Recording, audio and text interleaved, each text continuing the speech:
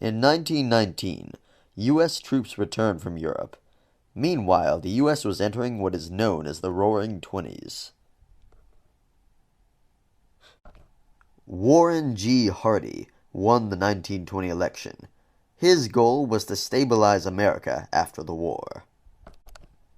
He died in 1923 and was replaced by Calvin Coolidge, who sought to boost the U.S. economy. There were many new inventions during this time period. These included the automobile, the refrigerator, the radio, the vacuum, and the telephone.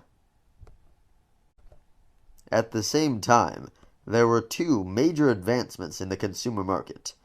The idea of credit was invented, allowing customers to pay for items over time. Billboard advertisements also were born, accompanying the creation of cars. Meanwhile, inflation occurred.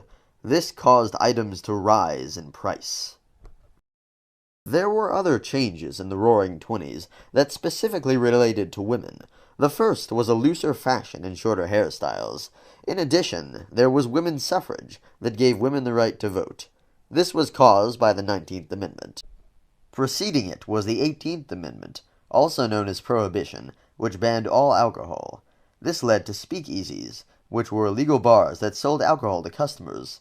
Prohibition also created organized crime, or gangsters. This caused more violence and weapons on the streets. The rise of speakeasies and organized crime saw the government rethinking the 18th Amendment.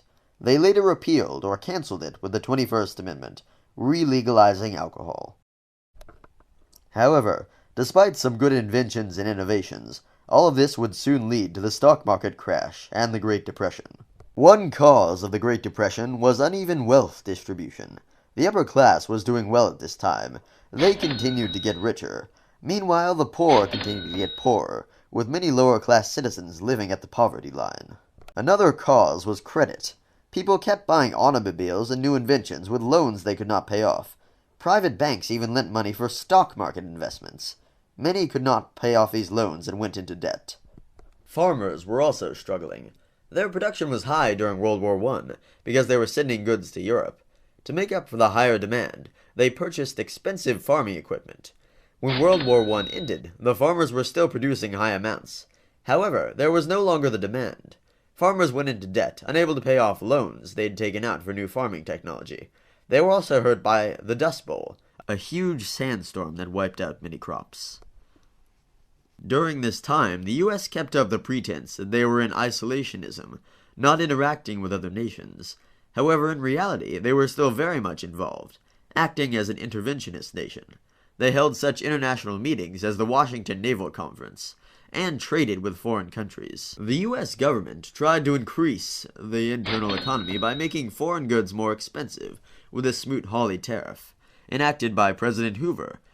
This was the second highest tax on imported goods in U.S. history. In return, foreign nations increased taxes on U.S. goods. This shut down trading between the U.S. and foreign nations, crippling all economies further. Unpayable debts were caused by the creation of credit, and they led to the crash of the stock market. This marked the beginning of the Great Depression. Franklin Delano Roosevelt, or FDR, was the president that pulled the U.S. from the Great Depression. He did this with his New Deal, which consisted of 3 R's: relief, recovery, and reform. It is arguable whether the program directly ended the Great Depression, or whether it simply boosted morale, but it marked an economical turning point. However, due to events in foreign nations, the Second World War was fast approaching. Back at the end of World War I, the League of Nations was formed. It was meant to keep the peace, but failed in part because it had neither the support of the US nor Russia.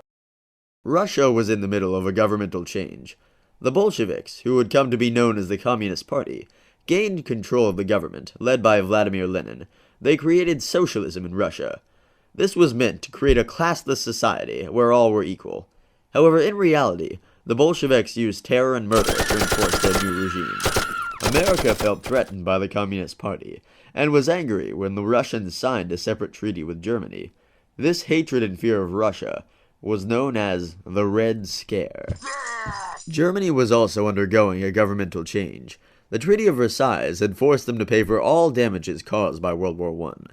Germany had become poor and downtrodden. Then fascism, a form of authoritarian government, or dictatorship, rose to prominence. This new government is commonly known today as the Nazi Party. Led by Adolf Hitler, who persecuted Jews and other minorities, refused to pay reparations to the rest of Europe, and moved troops into parts of Germany lost after World War I. Like Germany, Japan was also becoming more aggressive. They had been treated with hostility by the US and Europe. The US barred Japanese immigration, and Europe ignored them in the League of Nations. Japan left the League of Nations in disgrace. Meanwhile, they were growing stronger by taking 3 separate countries' successful elements. They imitated Italy's constitution, Great Britain's navy, and the United States' bank system. This led them to become economically and militarily powerful. They imperialized, expanded into China and Korea, and Russia. The US was also expanding into China, using the open door policy.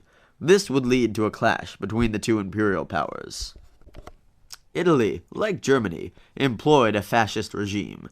They disbanded political parties in order to prevent a socialist revolution, like the one in Russia. Mirroring Japan, Italy also withdrew from the League of Nations. Italy, Japan, and Germany would later form the Axis powers in World War II. Though America had recovered economically, they were then faced by the atrocities of Japan and China, the fascist regimes of Germany and Italy.